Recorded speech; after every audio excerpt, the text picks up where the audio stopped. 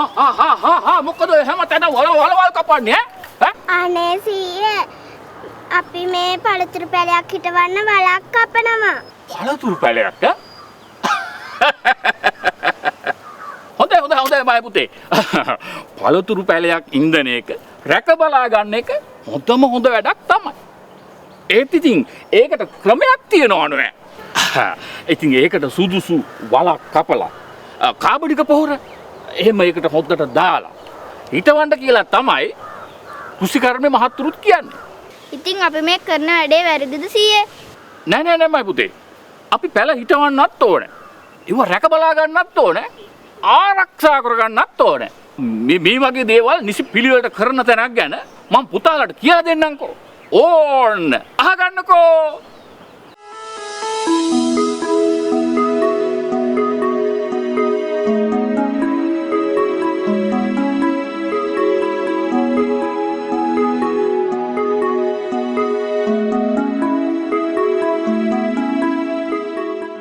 අපේ රටේ ජනතාවට අවශ්‍ය ආහාර නිෂ්පාදනය කරලා ඔවුන්ගේ ආහාර අවශ්‍යතාවය සම්පූර්ණ කිරීමේ ප්‍රධාන වගකීම කෘෂිකර්ම දෙපාර්තමේන්තුවට පැවරිලා තියෙනවා.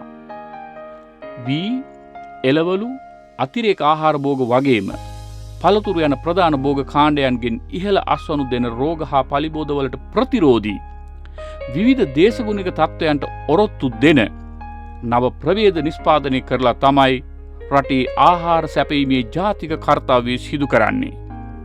මේ වෙද්දී කෘෂිකර්ම දෙපාර්තමේන්තුව මගින් වී, එළවලු, අතිරේක ආහාර භෝග නව ප්‍රභේද විශාල සංඛ්‍යාවක් අපේ රටේ ආහාර නිෂ්පාදන වැඩසටහන් සඳහා නිදහස් කරලා තියෙනවා.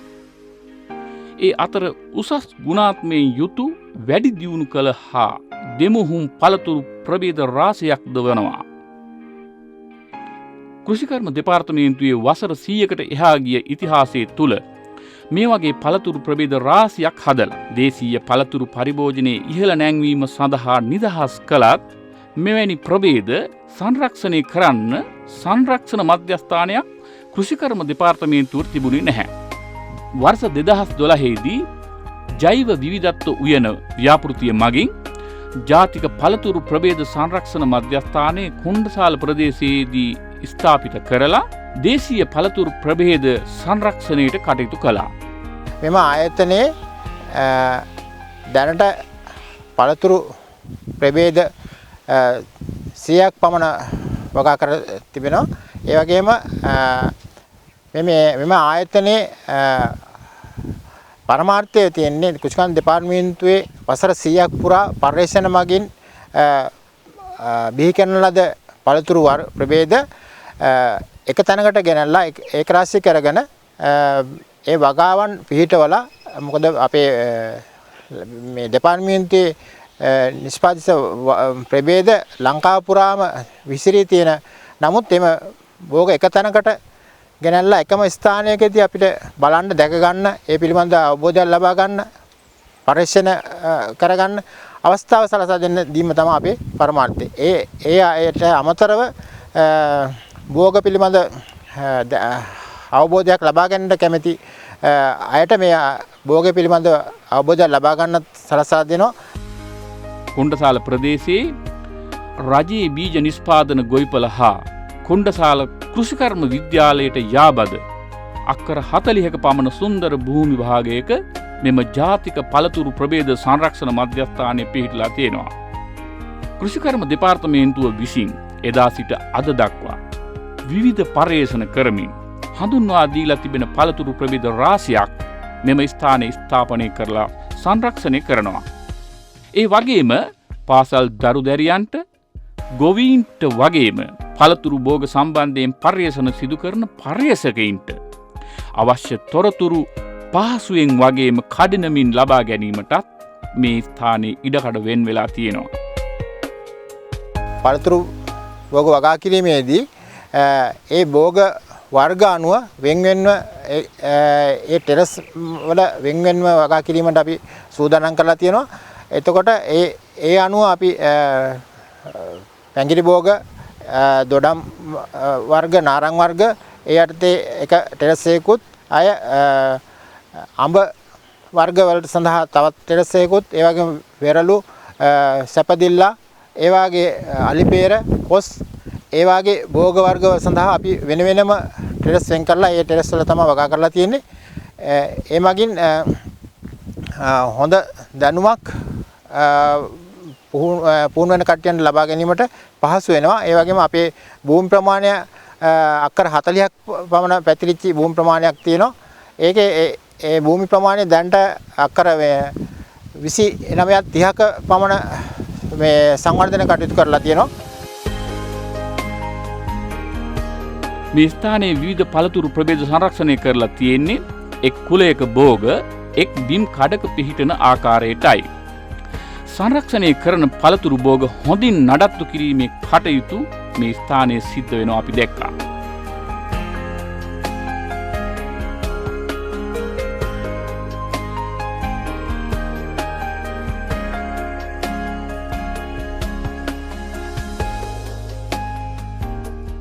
මේ ආයතන පිටලා තියන්නේ මේ වියලි කලාපයට සම්බන්ධ ප්‍රදේශයකයි. ඇත්තටම වියලි කලාපයක වුණත් අපේ භෝගයන් පිළිබඳව දැක ගැනීමේදී අපි සියලු දෙනාට දැක ගන්න පුළුවන්. මොකද වියලි කලාපයට මේ ඒ යටතට අපි වියලි කලාපයේ භෝගයක් වුණත් ඒ භෝගය මේ සාමාන්‍ය භෝගයක් වශයෙන් පවත්වන යන ලොකු ශ්‍රමයක් දරලා තියෙනවා. මොකද ඒ වගේම භෝග නඩත්තුව තමයි අපිට විශේෂ. ඒ භෝග නඩත්තුවේදී අපිට මේ විවිධ උපක්‍රම යොදන්න සිද්ධ වෙලා තිනවා.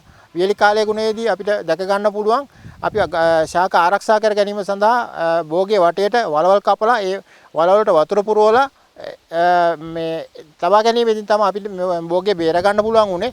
මොකද නැත්තම් මේ භෝග මේ මිය යාමට පුළුවන්. ඒක නිසා භෝගවල වටේට හැම වලක්ම හැම භෝගයකම වටේට වලවල් කපලා ඒ වලවල් වලට වතුර පුරවලා ඊට පස්සේ ඒ වියලි කාලගුණ තත්ත්වයේ අඩුවන පස්සේ මේ වලවල් සඳහා කොම්පෝස්ට් යොදලා වහලා ඒක ගහට ප්‍රයෝජනයක් වශයෙන් අපි ලබා දෙනවා. මේ ජාතික පළතුරු ප්‍රභේද සංරක්ෂණ මධ්‍යස්ථානයේ පිහිටලා තියෙන්නේ වියලි කලාපයට අයත් භූමි භාගයක උනත් මෙහි තිබෙන පළතුරු ගස් කොළන් ගෙඩි වලින් බර වෙලා මල් වලින් පිරීලා පවතින ඉඩෝර හා ජලහිඟ තත්වයට පවා අභියෝග කරමින් ගස් කොළන් කොළ පාටට සරු සාරව තියෙනවා. අපේ මේ තවත් කරුණක් අපිට කියන්න පුළුවන් අපි වැසි ජල කළමනාකරණය. ඒ බෙහෙවින් මේ අපේ භෝගයන් සඳහා ප්‍රයෝජන අරගෙන තියෙනවා. ඒ මොකද අපේ භෝගයන් සඳහා ලැබෙන වැස්ස අපි ප්‍රයෝජනවත්ව ජලය ටික ඒක රාශි කරගෙන ගහට ලැබෙන විදියට හරි ගස්සන්න තමයි අපි විවිධ උපක්‍රම යොදලා තියෙන්නේ. මේ යොදලා මේ භෝගයන් වටේට අපිට අර වලවල් යොදලා ඒ වලවල් වලට ලැබෙන වතුර අපි ශාකය සඳහා ලැබෙන විදියට අපි සලස්සලා තියෙනවා. ඒ වගේම භෝගේ වටේට අපි කොහොබත් වැනි දෙයක් යොදලා ඒ තෙතමනේ ආරක්ෂා කර ගැනීම සඳහා අපේ ක්‍රම යොදලා තියෙනවා. පවතින ඉඩෝර තත්ත්වයන්ට මුහුණ දීම සඳහා මෙම ස්ථානයේ විවිධ වූ ජල සංරක්ෂණ ක්‍රමවේදයන් වගේම පාංශු සංරක්ෂණ ක්‍රමවේදයන්ද ක්‍රියාත්මක වෙනවා. කෘෂිකර්ම දෙපාර්තමේන්තුවේ මෙතෙක් කාලයකට වියලි කලාපයට අපේ වගාවට සුසු කියන්නේ වගාවක් කර නොමැති භෝග වුණත් අපි වගා කරන්න මේ සූදානම් කරලා ඒ වගාවල ප්‍රගතියක් කරන් තියෙනවා. මොකද අපේ ඇපල් පෑස් වර්ග මේ මොකද මේ වගා කරේ නැහැ මෙතෙක් කාලයට කෘෂිකර්ම දෙපාර්තමේන්තුවේ වියලි කලාපයට ගන්න මෙම ආයතනයේ තියෙන පිටි ස්ථානයේ. ඉතින් අපි මේක ආරම්භ කරා ආරම්භ කරලා ඇත්තටම සාර්ථක වුණා. මේ ඇපල් වගාව දැන්ට හොඳ සාර්ථකත්වයේ මේ ඇවිල්ලා තියෙනවා. ගෙඩි හැදිලා තියෙනවා. ඉතින් මේ දැන්ට අපි මේ භෝගේ හිටවලා දැන් අපි වසර 3ක් වැනි කාලයකදී මේ වගේ අසන්නක් අපිට දැක් ගන්න හම්බුණා. ඉතින් ඒක සාර්ථකයි. මෙහි සාර්ථකත්වය අපිට ලැබුණේ මුල් අවදියේ ඉඳලා මේක පිහිටවීමේදී ඉඳලාම අපි පිහිටවීමේදී අඩි 3 වාගේ වලක් කපලා තමයි මේ පිහිටුවේ. ඒ වලට අපි ප්‍රධාන වශයෙන් කොම්පෝස්ට් යොදාගත්තා. කොම්පෝස්ට් යොදාගෙන මතු පිටිපස්ස සමග කලවම් කරලා ඒ මිශ්‍රණය තමයි අපි මේ වල සම්පූර්ණයෙන් වහලා තියෙන්නේ. වල වහලා ඒකේ තමයි මේ භෝගේ පිහිටුවේ. ඒක තමයි මට හිතෙන විදියට මේ භෝගේ වර්ධනය වෙන්න ඉක්මන් වර්ධනය වෙන්න හේතුවක් වෙන්නේ. එතකොට අපි මේ භෝගයට ප්‍රතිකාර මේ රසායනික පොහොර වශයෙන් කාබනික පොහොර වශයෙන් අපි නිර්දේශක රසායනික පොහොර යොදන අතර කාබනික පොහොර අවස්ථානුකූලව යොදන්න අපි මේ සලසලා තියෙනවා. එතකොට මේ ආයතනයේ ඇපල් පෙයාස් දෙකම අපි දැන් පළදා ලැබිලා තියෙනවා. ඉතින් ඒක සාර්ථක වගාවක් කියලා අපිට හඳුන්වන්න පුළුවන්. වියලි කලාපයේ පිහිටි භූමියක් වුණත් ඇපල් සහ පෙයාස් ගස්වල පවා ප්‍රදේශයට ගැලපෙන්න හොඳ පළදාවක් තියෙනවා.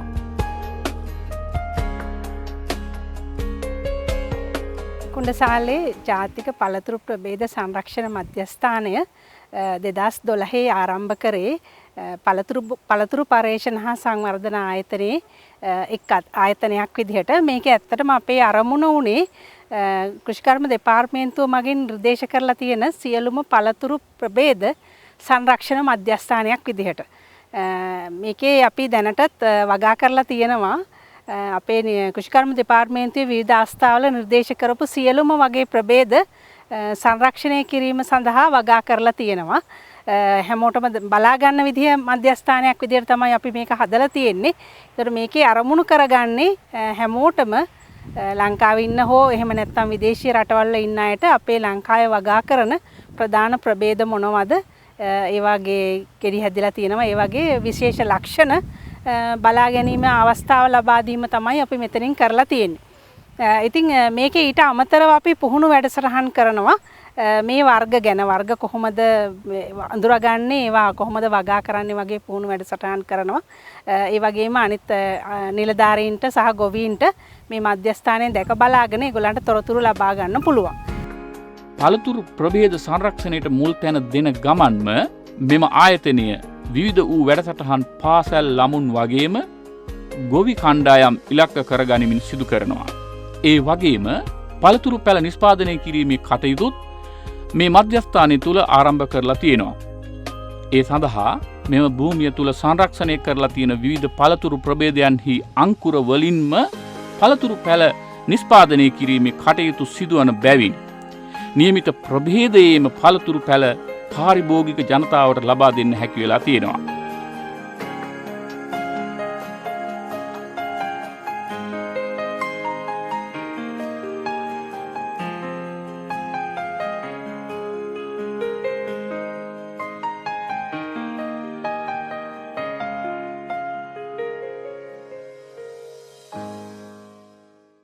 ඔන්න පුතේ පැල හිටව්වට විතරක් මදි. මෙව්වා අනාගත පරපුර වෙනුවෙන් රැකබලා ගන්නත් ඕන කියලා දැනගත්තා නේද? ඔව් සීයා. අපිට තේරුණා. අපේ යාළුවන්ටත් ගිහිල්ලා මේවා කියන්නම්කෝ. හරියට හරි. මේක අපේ මේ බලාගෙන ඉන්න දූලා පුතාලට විතරක් නෙමෙයි හැමෝටම හොඳ අධ්‍යාපන චාරිකාවකුත් ඕන් එන්න පුළුවන් වෙයි මේ දේවල් දැක බලා ගන්න.